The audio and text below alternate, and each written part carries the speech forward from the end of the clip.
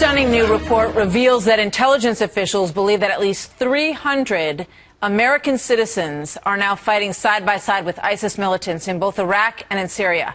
All of this as President Obama weighs a decision now to launch new airstrikes that would target the Islamic State on the Syrian side of the border. Arizona Republican John McCain is on both the Senate Armed Services and Foreign Relations committees, and the senator joins us now. Good morning, Senator. Good to have you here today. Good morning. Thank you. What do you make of that shocking report that 300 American passport holders are fighting alongside ISIS right now?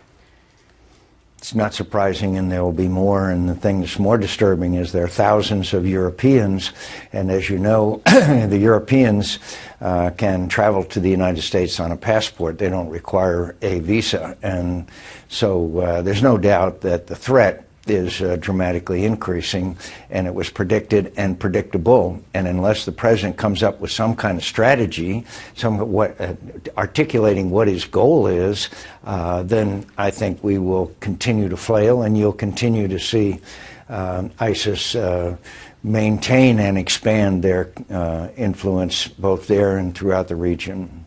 Yeah, we have this shocking example of this man, Douglas MacArthur McCain, ironically, who was killed on the battlefield in Syria.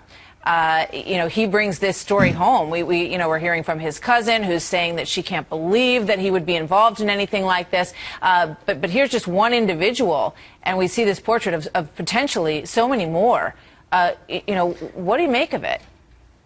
I make of it that decisions have consequences, and this is a feckless foreign policy that has allowed this situation to deteriorate.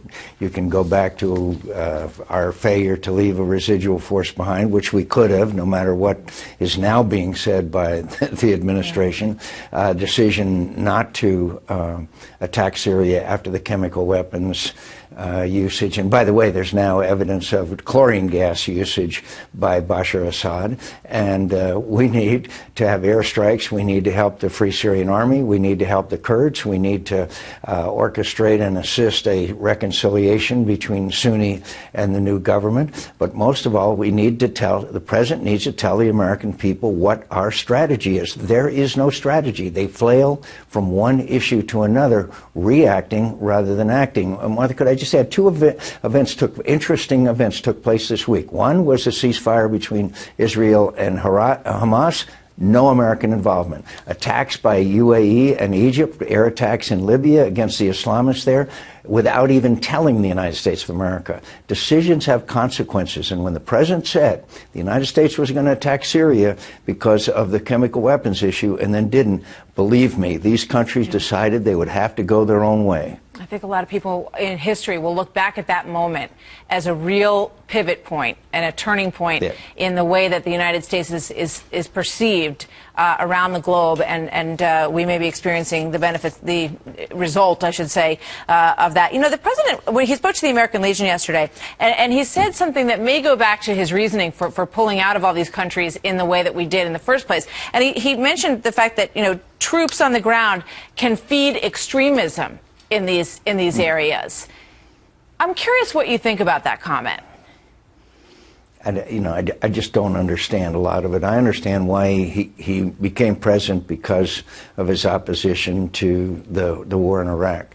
But every president has made mistakes. George W. Bush in 2006 fired Rumsfeld, brought in some smart people, and we developed, like David Petraeus, and we developed the surge. Bill Clinton, after Srebrenica, went to Bosnia. Every president, even Jimmy Carter, after the Russian invasion of Afghanistan, this president doesn't seem to learn and understand that you can adjust to the new realities, and he's not leading. And that has created vacuums. I'd like to see the President of the United States talk to the American people, talk to Congress. What are our goals? How are we going to, and what's the strategy to achieve it? And that is what's missing here, and it's a vacuum that is being filled by bad people. And again, there will be more threats to the United States of America because of this growing ISIS capability, which is attracting radical young men, particularly from all over the world. Given the killing, the execution of James Foley. Yeah. Does the president have the right to act before going to Congress? Do you believe, under the War Powers Act, how much does Congress need to sign off on what he will do at this point? That what the president should do, and maybe right after Labor Day, is go on national television, describe to the American people the threat, describe what we need to do, and why we need to do it, and with an overall strategy, and say, I'm going to go to Congress and ask for authorization, and I hope you will support me. If he speaks directly to the American people about this threat, I'm confident that the American people will support action, and I'm not talking about massive troops on the ground or an invasion of Syria.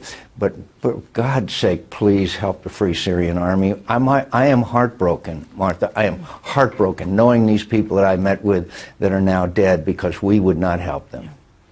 Well, you have been talking about the carnage in Syria for 2 years now, Senator, and what's been going on there. And we've just watched the evolution of this threat as it has unfolded to where we are today. Senator John McCain, always a pleasure to speak to you, sir. Thank you very much. Thank you, We'll Martha. see you next time.